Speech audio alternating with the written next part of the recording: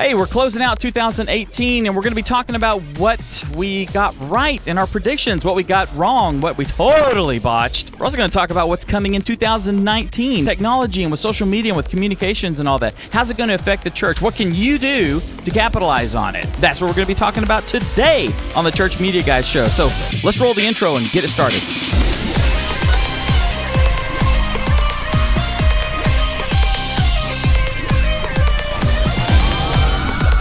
Good morning, good afternoon, good evening, good day, good week, good month, good year, good century, good day. Okay, anyway, hi. Welcome to the Church Media Guys show. My name's Dave Curley, and if we have not met, I'm the founder of ChurchTrainingAcademy.com, which is a place where you and I and other ministry-minded folks come together to learn how to use and exploit media, technology, the internet, the digital bits, the ones, the zeros, all that sort of stuff so we can take the gospel to the world. Joining me, as always, every single week, except for the times that he's not here, is my cohort, my partner, Justin Nava, sitting live in his car, enjoying the, parking lot? I am enjoying life, Dave. I'm here in my car because, life happens, things come up. You got to call some audibles. And rather than not being here today, I said, you know what, while I don't have time to go home and get in front of my, my computer, I'm just going to do it from my phone and we're going to see how it goes. And I feel like a giant with my head almost hitting the ceiling and I got the steering wheel right here. That's looks like I have a big head. The back of your steering wheel is so beautiful. I can see that. That's lovely. I know. Yeah. So, but we're going to do this. We're going to get through it because I am really excited about this in particular, because looking back at our predictions this year, I think we got a lot right. Some of it we couldn't measure. So there's a few things that are based on what we've seen. But there's some statistics to back up what we predicted last year. And I'm excited to make our predictions for 2019 because I think 2019 is going to be even better. Back about this time last year, you and I were trying to figure out what was coming for 2018. What we saw, we were looking at how things had been going through 2017, what had been coming online, excuse me, how people had been behaving, with the way they acted online, the way they, flowed through the internet and all that kind of stuff. And we tried to come up with some stuff that we thought would be happening in 2018. Let's see. One of the things is that we were thinking that email would rise in importance during 2018. What do you think?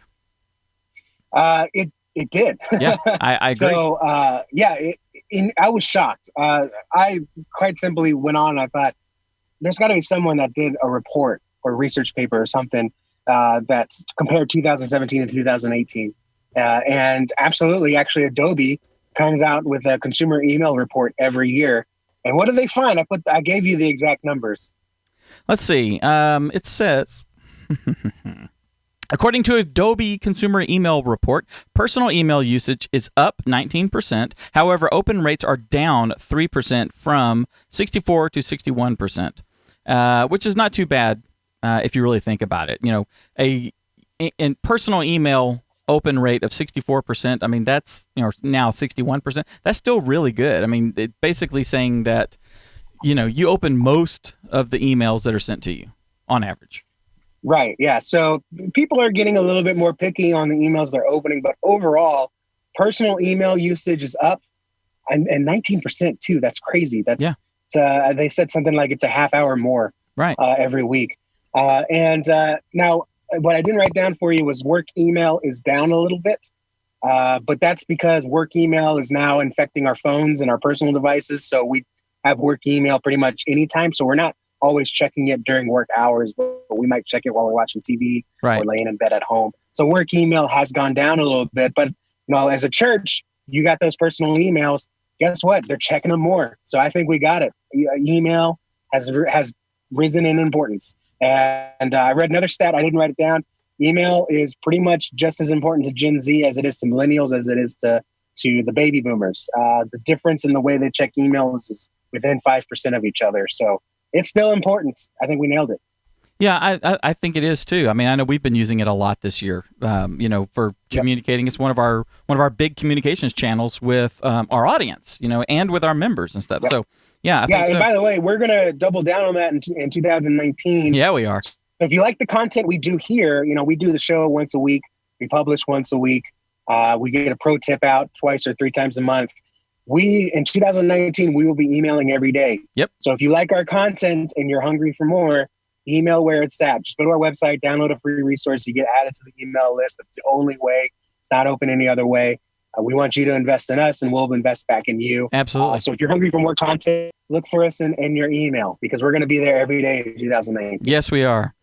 All right. So one of the things that we were saying was that churches will be moving towards one-on-one communications. You want to give a 50,000-foot view of what we meant when we were saying that? Yeah. So churches, we do a lot of broadcasting. We see everything as a sermon from a pulpit.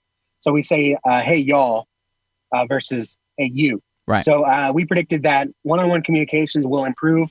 More emails being sent, more messengers being used, more people using Messenger, GroupMe, WhatsApp. And what did I write for my findings there? You said that no reports or research have been done on this subject, at least not that we could find. But personally, you have seen minimal adoption among churches. They are more using Facebook's built-in welcome, but nothing like with any kind of logic or anything. And I personally have seen our church step up in that area a little bit. One of the things that we put on our website is a chat box, basically, where you can either email directly from there, or you can start a conversation, and our pastor monitors that himself. Like daily, he gets a notification that someone is on the website and asking a question, and he starts a conversation with them.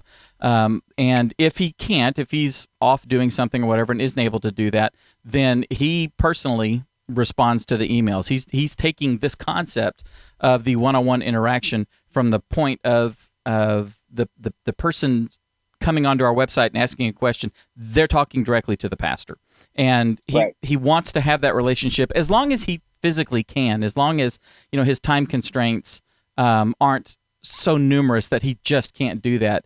I think the way we're looking at it is like Cliff Ravenscraft says, and it's the way, if anybody has emailed me like from one of our messages and asked me a question, "Hey Dave, can you give me an idea about a capture card? I want to do this. We're thinking about this," and I get some input from you and stuff.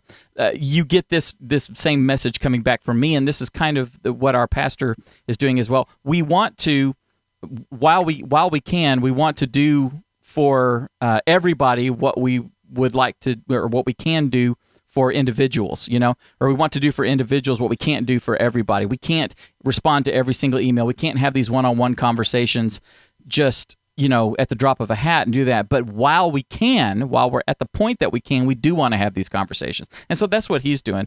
I don't know what's happening at other churches, though, in that respect. If we go to Life Church, or if we go to, your church, Justin, or, Lakewood or First Dallas or anything like that. I don't know that any of that is happening yet. No, right. That's what I said. So basically, you're getting the Facebook pop-up that says, "Hey, do you have a question?" Right. Ask a question, and it then the message to the Facebook page admin. But so that's what I was saying. A few larger churches are using chatbots. They say, "Hey, welcome. What are you interested in?" The person says children's ministry, and the bot says back, one-on-one. Here's our children's ministry times. Are you interested in VBS or upcoming events? And then that kind of logic flows. I'm not really seeing that. So I think that was my prediction last year. We're going to see more one-on-one communication, more personalized emails. I'm just not seeing it from the church. So I think the hammer missed the head on that. Okay. The hammer missed the nail on that one. Yeah, missed the head of the nail. Right. Okay. That's good. All right. So one of the things that we were predicting is that people are going to use Facebook and social media with more purpose. And that... You and I were hearing the rumblings and seeing the writing on the wall that Facebook was actually going to kind of force us into that a little bit more, which is kind of what they did. Is they've made algorithm changes, and they came out and said, "Hey, look, we know you don't get on." In fact, I remember hearing Zuckerberg say something like, "We know that people don't sign up for a Facebook account hoping to see an ad." That they're like, "Oh my gosh, I can't wait to get on Facebook so I can start, getting start your own business posts and stuff. Boy, that's not the way they do it. It's social. Social media is social first. And so with Facebook, basically saying, hey, we want your timeline or your feed to be more focused on your relationships, your friendships, your close friendships, your family, and personal interactions and stuff.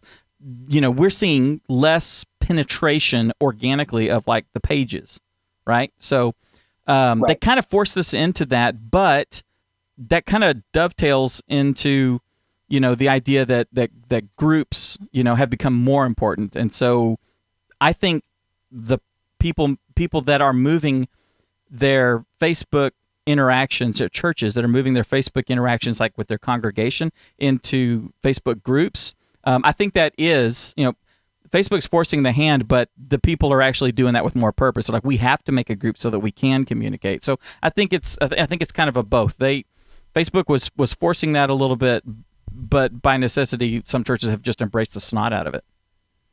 Right. Yeah. I pictured it more of people getting fed up with social media and saying, I have too many friends. I'm going to unfriend everyone. I'm going to stop using whatever. And Facebook, I think, saw that on the wall and said, we're going to kind of call this down for you. So I think we were half right on that one. We saw what was coming up with people getting tired of being bombarded by, hey, at Facebook, I like ping pong, and then getting bombarded with ping pong stuff. And you're like, hey, dude, I don't like it that much, So Yeah. It's kind of like you see that guy and it's like, oh, yeah, I've seen that TV show. And that's all they talk to you about for the next 20 times you see them. And it's like, okay, dude, I saw like a few episodes. I thought it was a good show, but you're talking about the time continuum on the show. It's like, I think Facebook saw that coming, so they adjusted it for us. Yeah. Of course, you are that guy. So. Yeah, you are that guy. Some of y'all should follow him personally. He's that guy. Sure. All right. Justin Nava on Twitter. That's right. You said that pay to play was going to be even heavier. And yeah, I would say that we kind of. Boy, did it. Yeah. I think everyone guessed that. Yeah. So we weren't the only ones. We're not some crazy psychics.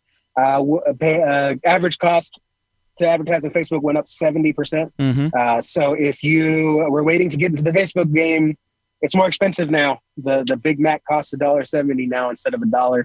It's still cheaper than anything else. It's still a good time to get in because next year it's going to be even more expensive. And I did have a one-off thought that Facebook was going to have to monetize groups, seeing again that we were going to be focused more on, in a good way, tribalism, finding our tribes, finding our different niches, our different groups and interests, and coming around other people with those interests. While they're not specifically our friends, right? They are our community. I see that Facebook was going to see that as another monetization place, and it didn't come true. Groups are still free.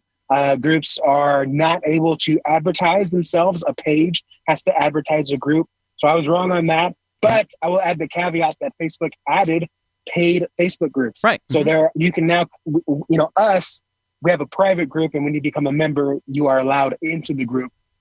But now they actually have paid Facebook groups. Our friends over at Church Communications, Katie and Daryl, have a paid Church Communications group. I think it's $30 a month, and it's just a Facebook group. You pay Facebook, and you are allowed into the group.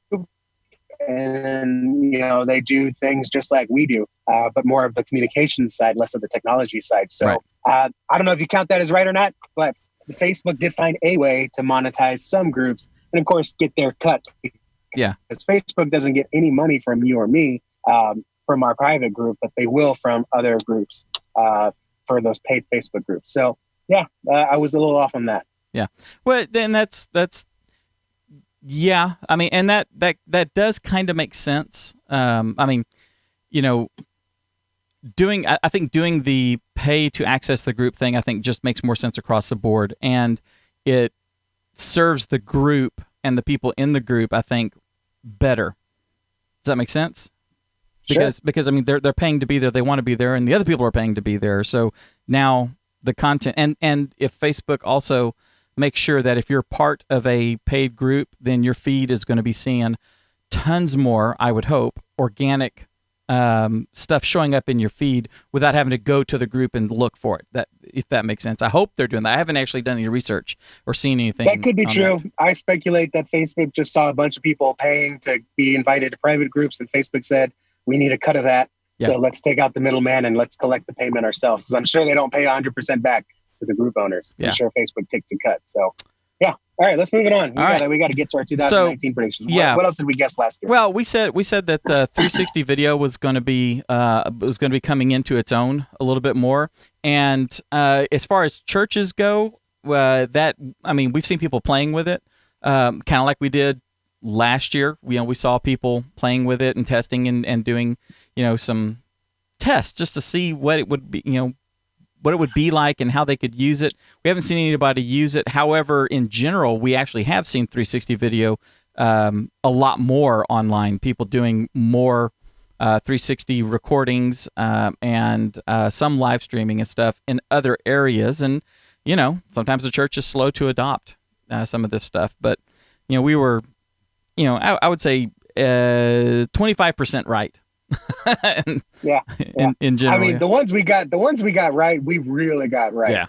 A few of them we were about half and half, and a couple of them we were wrong. But hey, that's the game you play. We were dealing with the impending net neutrality stuff, and let's see. I was thinking that we were going to be seeing some changes and some people affected by it and stuff like that. And so far, none of that has been happening.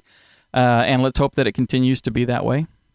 Right. And actually, one of my 2019's predictions will touch on that. But yeah, overall, a lot of people were freaking out, myself included. But once I sat down to make my prediction for this year, I realized, you know what? It's too soon. If anything's going to happen because of the repeal of net neutrality, it's going to happen 3 years from now. So the reaction is less. Mm-hmm. And businesses need some time to figure out what they can do to take advantage of that repeal and the wild west of the internet that we're back to. So yeah, I think for different reasons, we were both saying net neutrality is not really going to have, or the repeal of net neutrality is not going to have a big effect in 2018. And I think as far as broad, nationwide, statewide effects. All right, let's see. We were talking about smart assistants as well. 18% of consumers currently, we were saying that smart assistants were going to come into their own and be adopted quite largely, which actually, I mean, my house got stocked with them at Christmas last year. And so far, you did a little research. 18% of consumers own a smart speaker, with 3/4 of those owning one for less than 12 months. So this has been the year of the smart speaker and the digital assistant. And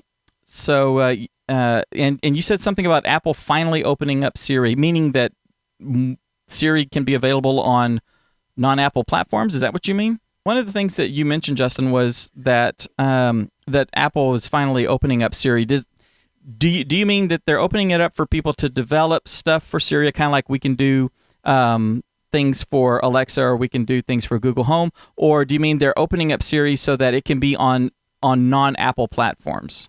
That's a good question. So Siri is now open for third-party apps to use Siri. Gotcha. So this is, as far as I know, only on the iPhone. So I can tell Siri, I just downloaded an app yesterday and it was like, oh yeah, Pandora. Mm-hmm. It was like, do you want to add Pandora to Siri? So now I control, tell Siri, hey, open Pandora and start my Christmas playlist. And now Siri knows what I'm talking about because they've opened it up, the API for Pandora to be able to use. So okay. That's what I meant, is that Apple has opened up Siri. Good. Okay. That's cool. All right. So we have our 2019 predictions. Justin's going to start. Justin, you're talking, you think that 5G is going to be pretty prevalent coming in 19. Yes, I am very excited. And I'll admit, this started as a hope and less of a prediction. But I did a little bit of digging, and yes, it was probably a little bit of a biased research, but I found a lot of evidence that 5G is going to roll out at the end of this year. Verizon's starting it. Yep. I think AT&T is going to really go deep into it, and even Verizon has a lot of real estate in the spectrum to do their own 5G as well. So basically, if you don't know, 5G is, of course, the next step in the phone cellular generation. wireless cellular, data transmission. We have 4G LTE right now. Before that, we had 3G. Next year, or at the end of this year or next year, is going to come 5G. We're going to see it roll out to the big cities first. I know Houston's on the list. I am very excited for that. And what this is basically the next step of 4G. So it's going to be faster. You're going to have lower latency, less waiting time, and it's going to be able to carry more devices at once. So what this means is it will actually be better than 4G, and it will be comparable to probably what your cable internet is right now. Yeah. Now, so why is this different? Why do I care if my cell phone is going to be as fast as my cable home? Well, because it's easier to deploy. So instead of digging a cable to your neighborhood to bring some competition, because most of America only has one cable provider. Notice I didn't say one internet provider. They have one cable provider. Mm-hmm. So you can have cable or DSL or hotspot. Those are your only options right now. And the best right now is cable. You're going to get the fastest and most reliable speeds with cable internet. With 5G rolling out, all Verizon, AT&T, Sprint, T-Mobile, all they have to do is put a tower in and around your neighborhood. It's good for a few blocks is my understanding. And you're going to have super fast internet. I am not sure on the speeds. I know theoretically they can go up to like 2 gigabits per second. I've read even up to 200 gigabits per second. But realistically, they're going to meet the minimum requirement for broadband internet, which is pretty low, but 25 megabits per second. But that's enough for you to, have a couple people watching Netflix on. So what you're going to do with 5G, what's going to happen is, like you have a cable modem, you're going to have a 5G modem in your house. And then so instead of connecting to a cable line that runs outside and over to Time Warner or Spectrum or whoever your internet provider is, your modem is just going to connect to the nearby tower. And you're going to have 5G internet. That tower is going to supply your house with anywhere from 25 megabits per second up to 2 gigabits per second. I'm sure Jordan in the chat, I can't see, I'm sure he's losing his mind telling me exactly what the specs are and the features are. Right. But what this is going to mean is more competition, and more competition is good. I liken it to when Google Fiber started rolling out. You saw Google Fiber coming to Austin. Before they even came to Austin, before they even laid down the first line, T-Mobile, AT&T, all of them were losing their heads and they were dropping prices. Brian Brushwood, who's a comedian and a magician, lived in Austin. I used to follow his podcast. He was paying like $150, $200 for like 20 megabit cable in Austin. As soon as the rumors that Google Fiber was coming, they dropped it down and gave him a gigabit of internet for $100 per month. Right. Just the word of competition made his cable internet provider actually stop acting like a monopoly and stop charging exorbitant prices and actually give competitive prices. So when 5G rolls out to these big cities in 2019, that's going to mean better internet for your church. It's going to mean cheaper prices. It's going to give you competition and options. I'm excited to see if it'll allow you to live stream.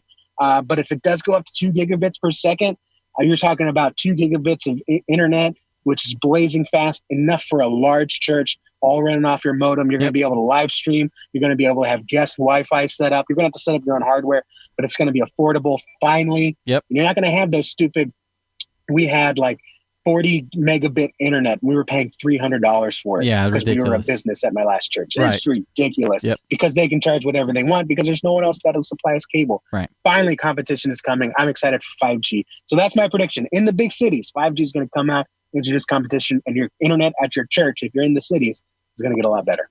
Yeah, and once it's in the cities and they've worked out, the real world kinks and stuff, it's going to be deploying just like 4G all across everywhere. Yes, it's going to be a blanket of 5G. And the backbones for the cell towers are already there. Yep. So there's going to be no digging. There's going to, like, fiber's main issue is they have to dig new trenches. It's like $20,000 for 100 yards of fiber. Yep. Nope, they just go up to a tower, put the 5G cells on there, and now you got 5G internet. It's going to get most of America, anyone that has 4G right now, you're going to have 5G in a few years. Yeah, I'm excited for it. And a lot of the new phones that have been coming out this year are 5G ready, and it may just be a software update. It could be just a BIOS flash, or it could be just sitting there waiting to be turned on. So and you told me some laptops are going to be 5G. Yeah. I haven't done any research on the things that are going to be 5G ready. Yeah. But just the fact that you have a 5G Wi-Fi modem in your house and everything just connects to your modem, it's going to be awesome. Yeah.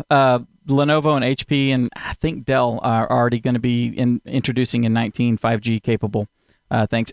I have an uncle that works for AT&T, and last summer, we were talking about 5G, and he said that's AT&T's play. Is you and I have complained about UVerse and DSL, and just, I mean, you get UVerse, and so you get TV and cable, but cable and internet and stuff, but it's rare that there's actual real broadband, what we would consider broadband internet access with UVerse. For a single person playing a game, okay, maybe, but Right. ping rates are low and all this are high, and people have problems gaming and stuff. So he was telling me we're focused on 5G because that's less infrastructure is needed, and we can go. So the 5G play is the future. Yeah. Big time. As long as the government stays out of the business, we'll be okay. Yeah. All right. I think we can both agree on that. Let's see. I have one, a prediction that churches' digital footprints. Here's what I wrote. Churches' digital footprints will continue to grow. More churches are going to be live streaming and using video for storytelling and other things like that.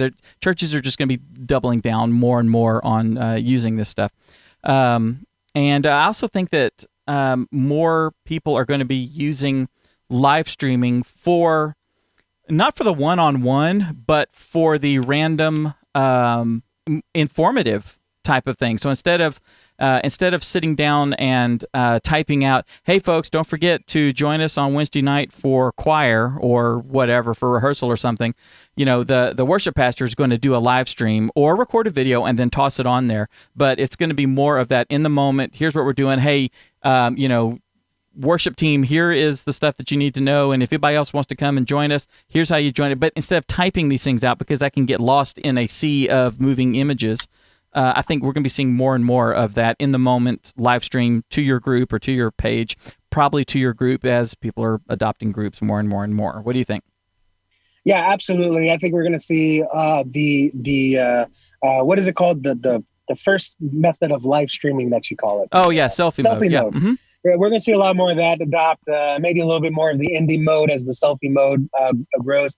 You're going to see adoption more. In fact, just this morning, our new pastor, who I just gave access to our Facebook page last week, just did an impromptu. He sat down with this Santa Claus hat, and he's like, "Hey, let me tell you the story of Santa." He talked about St. Nicholas, and he talked about how the church can embrace him, and how we don't put our faith in Santa. We can play Santa. We can have fun with Santa, the character of Santa. We can use it as a teaching lesson for our kids. There's like a 5-minute Facebook Live. It was a lot of fun. And I gotta admit, sorry, Pastor David, if you're watching this, I saw the notification, Facebook is live, and I thought, oh boy, here we go. And I watched it. Hey, it's and I really enjoyed it. And I think as more pastors embrace that and lose their fear of it, absolutely, we're gonna see live streaming in that method take hold in the church, and it's finally going to speak to a lot of people. Yeah, I agree, and I think we were talking earlier about the one-on-one. I think this steps into that space of facilitating that one-on-one, because it is much more personal in that thing, and it gives you that engaged feeling as a one-on-one thing, especially if you are commenting when they say it and they talk to you and stuff. So I see that engagement and that touch, I guess you could say, happening more with that. All right, you want to do your next one? Do you have your list? Yeah, I got it. I got my predictions. Oh, okay. All right, so go for it. The Amazon where they came from. My next prediction, I may not say word for word as what's on the show notes because I don't have them in front of me. Okay, I'm going to check you out on it. Is that Amazon is going to continue to dominate the world, specifically the U.S. Right. That's where I spend majority of my focus in the U.S. environment. But Amazon is going to go insane. People are already saying in 2019 we're going to be worth 6,000. Oh, are you still there? Yeah, your video cut. Okay. There it is. Okay. Go for it. You're on. My battery went down. So people are saying that Amazon is going to reach $6,000 a share, which I just can't imagine. I'm going to hold my phone for this part. I just can't imagine $6,000 a share. That's just insane. Man. So what they've done is they've gone from books to retail. They now own 47% of the retail of the e-commerce space, or the entire commerce space. Right. So they're going to hit half of that. So pretty much half of America is going to have their hands in Amazon. Yep. And that's good for Amazon. That's great for them. Here's how it's going to affect churches, though. As we know, Amazon selected 2 new cities for their HQ2, and those cities are by no coincidence, I believe, that those cities are no coincidence by Washington. So Amazon is going to start reaching their influential arm into Washington, and they're going to start setting policies or lobbying for policies. One thing that I think is going to happen is Amazon raised their minimum wage to $15 per hour. I believe, because I'm a little paranoid for my own clients, my own small business clients, they're going to try to get that to be the federal minimum wage to drive out more small businesses so Amazon can have an even greater foothold. Surprisingly, Walmart is not number 2. eBay is number 2 in the commerce space, followed by Apple and then Walmart. Wow. Which I thought was insane. Amazon is just getting more, and eBay with it, e-commerce is getting more and more influential. What does this mean for your church? Well, the deliver to me culture is here. My wife has had a plethora of packages delivered for Christmas gifts. In fact, the other day when I was homesick, we had 2 FedEx trucks deliver within an hour of each other. Wow. I don't know if she had so many packages or the trucks got crossed up. I don't know. I answered the door. It was a FedEx with 3 packages. The door rang an hour later. I thought it was the mailman. Nope, it was another FedEx truck. That's awesome. The deliver to me culture is here. They have the Amazon grocery store where you don't have to talk to anyone. You just go grab your stuff and walk out. I think that there's other people predicting, this is not mine, they're going to get into the hospitality space. Whether that's in home building, hotels, travel. There's going to be a lot of stuff there for Amazon to get into, which is going to reinforce this deliver to me culture, what's in it for me culture. Your business should revolve around me versus me trying to fit into your business. Right. What does this mean for churches? This is a culture shift. And I said this too, we're talking about Facebook really doubling down on building your tribes and your community. This kind of goes against that as well, because with Amazon, I rely on Amazon. They're what's the by and large in Wall-E? People thought that was going to be Walmart. Nope, that's going to be Amazon. Yep, that's right. So what does this mean for your church? Well, first of all, don't be too hasty to critique Amazon, because I had a family member that said something like, no one goes out and buys Christmas gifts anymore. And my wife, while she didn't say it, I saw a tinge of, how dare you get mad because I now have more time to spend with my child, because I don't have to go out shopping. I can have it delivered to my door. Right. Postal workers might say, how dare you critique the thing that's keeping us in business? So even though they are unfairly charging the U.S. Postal Service, probably taking advantage. Anyways, the culture is here. So be careful if you critique it, but people are going to start asking, how can you make this easier for me? And I do believe that the church is a community. You cannot deliver church in a box to a doorstep within 2 days. Right. But you need to be prepared to meet people where they are, and they are online, and they are going to have their own needs that they want met, and they want to make sure that they're met before they come and check you out. So, again, we kind of preach this year, that you can't just say, "Hey, come and find me," and you'll get the treasure inside the walls. Right. But you have to be prepared to meet people and go out to them first before you can expect them to engage in the community. And this just came slamming into my face, this realization that the churches that don't look at technology, don't look at how communication is shifting and changing, the way people are consuming media, the time shifting that is happening, and has been happening for quite a while, but that is really happening now, and this deliver to me mentality in all these other areas of our life.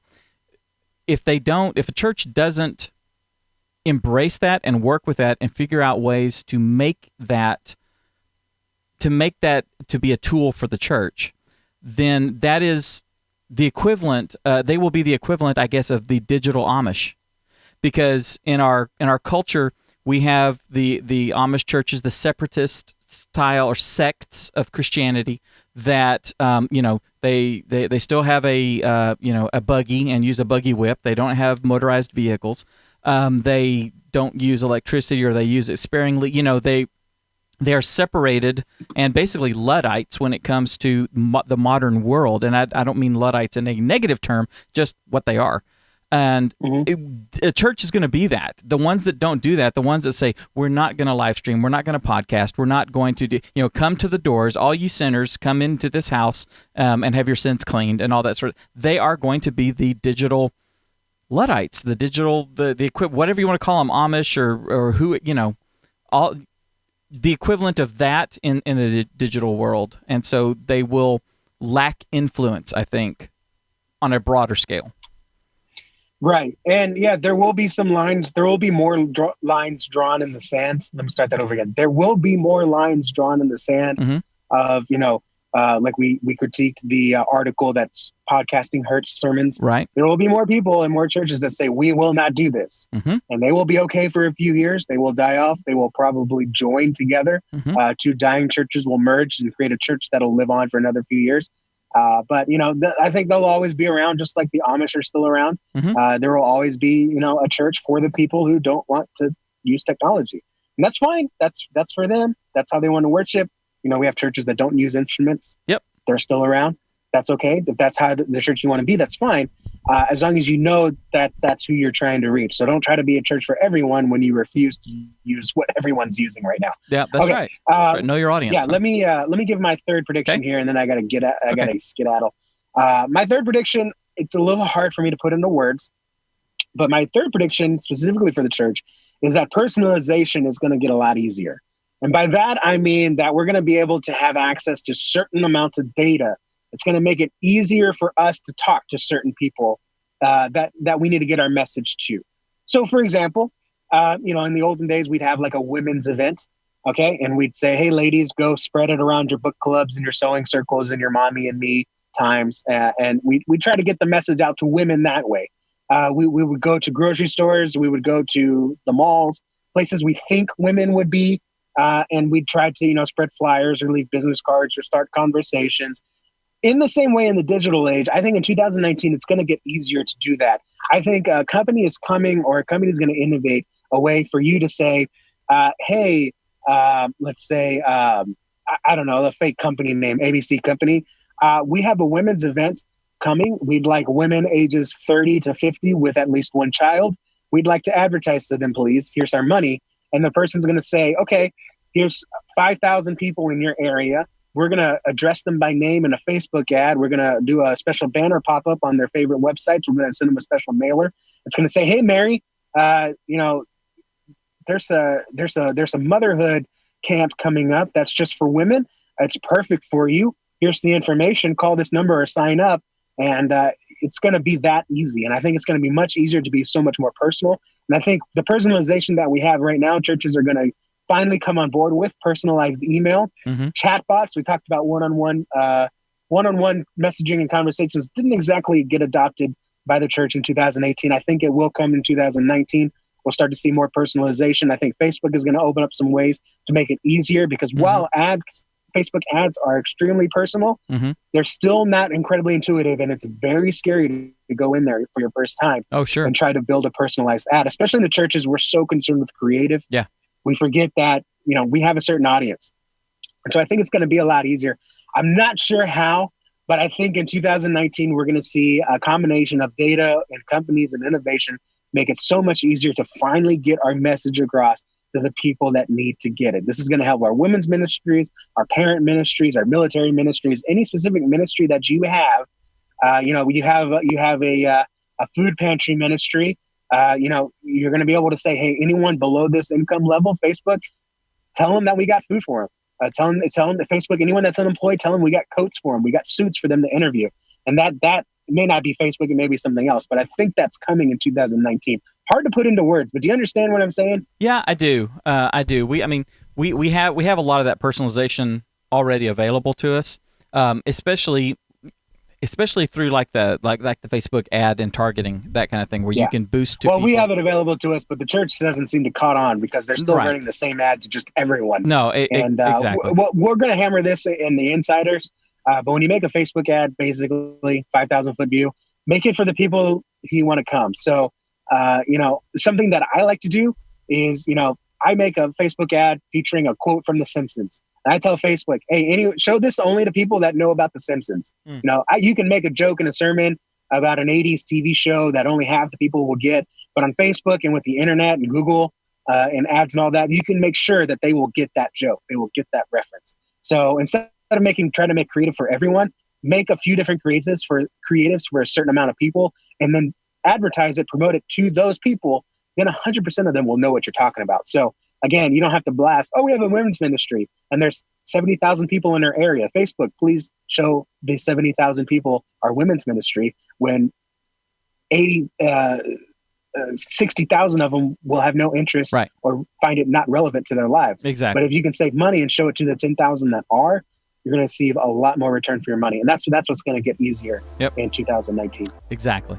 By the way, Justin just mentioned The Insider, where we're going to actually delve deeper into all of this type of stuff, how to use this technology, how to use all the things that we've been talking about here, like the doing ads, doing Facebook ads, targeting those ads, making creative specific to the groups of people that you want to reach with the appropriate message, things like that. That's all the kind of stuff that we talk about and that we do as CTA Insiders at churchtrainingacademy.com/join. You guys can join, and I'm going to tell you something right now. Here's the deal. The countdown has begun. I should probably put a real countdown up there so that you know it, but beginning in January, the price for membership is going up.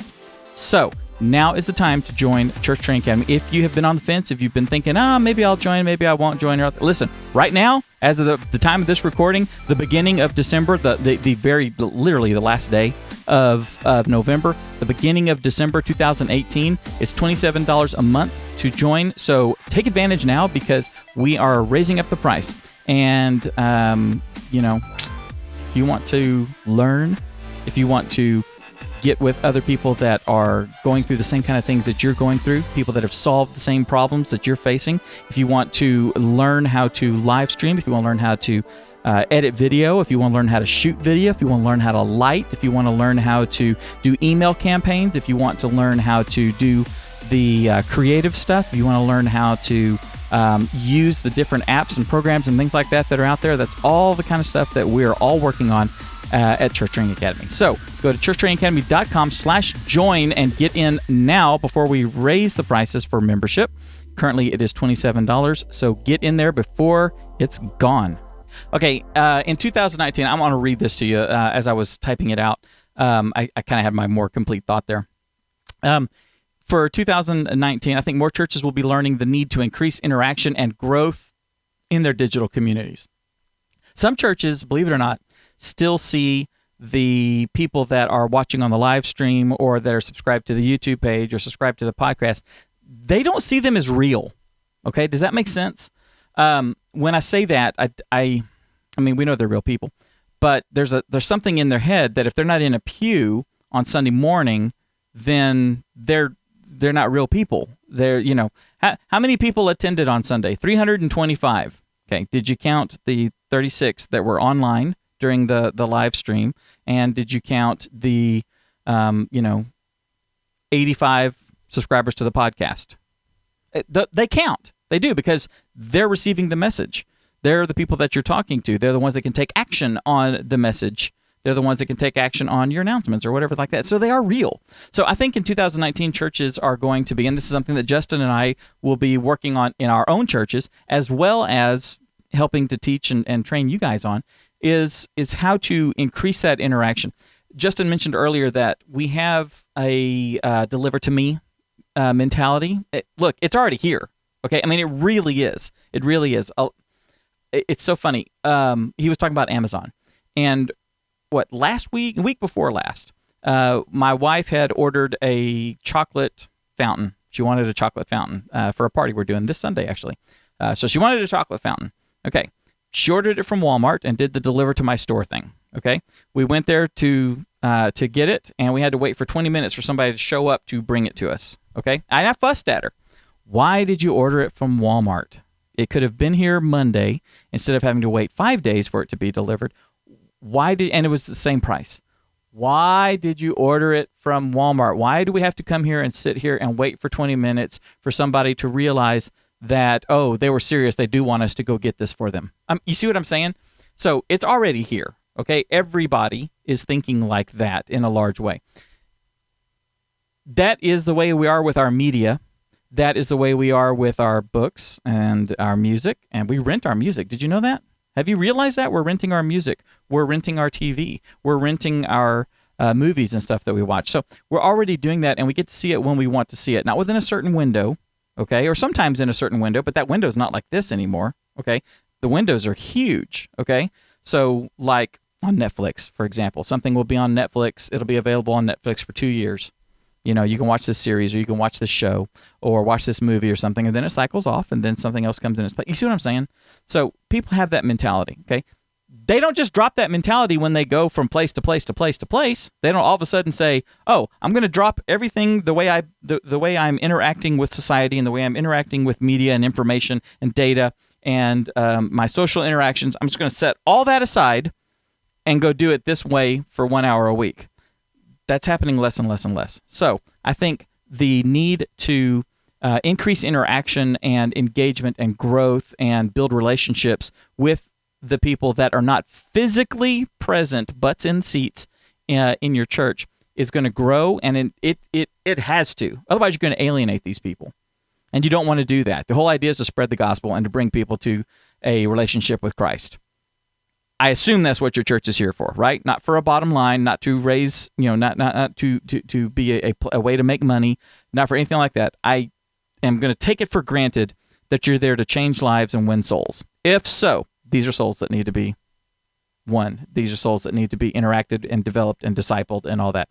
And while it is great to be able to do it physically, sitting in a folding chair across from the circle, doing it, that's not practical in a lot of times, and you can build these relationships remotely. Like I said, I've been saying it from day one. Justin is one of my closest friends. He's my business partner. We have met once in real life. Once. I have hugged him one time. Actually, I hugged him twice. I hugged him when he came to my parents' house, and then I hugged him when he got in his car and drove away. But that's it. Okay? So you can build these relationships. You'll need to build these relationships. I think it's going to be very important. These people are real. They need engagement.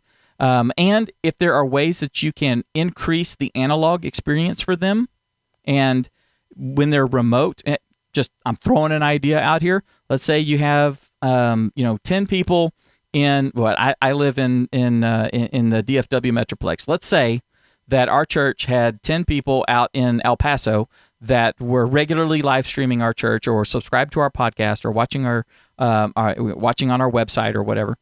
Then I would reach out to these people and try to connect them so that they could do a watch party or a viewer party or a meetup or something like that, because that's the beginnings of a church right there. Do you realize that? That's the beginnings of a home group, which can grow into a church. You got 10 people in another city or in another region that can get together. We want to encourage that. So that's something that you guys need to be looking for, I think, in 2018. And I think the need for that is huge, especially as we're adopting and moving more and more into this omni-channel kind of message spreading. Okay, last thing here. More churches will start seeing the need to reach out to the counterculture a little more, okay? My example of this, when I say the counterculture, I'm not talking... that's in a whole lot of areas. When I say the counterculture, I'm talking about things that we really don't think about in church, okay? The people that we really don't think about in church. Perfect example is the gamers on Twitch, right? We did a show that's actually going to be coming out after this one, where we interview a pastor who has a live stream that he does on Twitch, and he has formed a digital church in Twitch. Okay, what's Twitch, Dave? You keep saying Twitch. Is it? No, it's not that. Twitch is a live streaming community. It's a live streaming platform for gamers. Okay, so people will game. They will turn on their PlayStation, and they'll turn on a camera, and they'll say hi to everybody who's watching, and then you can watch them play the game, and they'll talk to you, and you're watching them play the game and doing stuff like that. And if you're like my wife, you go, oh, why would anybody want to watch something like that? The same reason that people turn on Sunday afternoon and turn on a football game and watch a football game. Same thing. You want to watch somebody play a game. Okay, so you can have a communal experience doing that, just like you do in your living room with everybody and spilling Coke on the sofa. You can do that over Twitch with people spread out all around the world watching you play a game, or y'all watching someone else play a game. And what this guy has done is turn that into a ministry opportunity. He plays the games, he talks to people, he wins souls, he develops relationships, develops friendships, does all this sort of stuff, mentors people, disciples people right there in the stream as he's playing, as he's killing ogres in World of Warcraft or something. He is talking to other people and ministering to them. Okay, that is another mission field out there. That is a real mission field. Those are real people. So that is something that I think churches need to be embracing, and I think more and more churches will be embracing that as they're seeing that these are mission fields. We have digital mission fields at all these different areas surrounding all these different topics and things like that. And I think more and more churches are going to be realizing that and starting to figure out how they can penetrate into that. We figured out how to penetrate into some of these countries that being a Christian is illegal.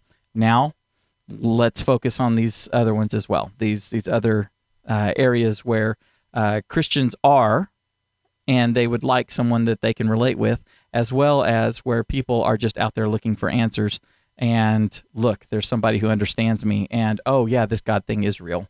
So anyway, those are our predictions. Those are also our, the how things turned out for 2018 and all that. I hope you guys have enjoyed this. Excuse me, I'm losing my voice.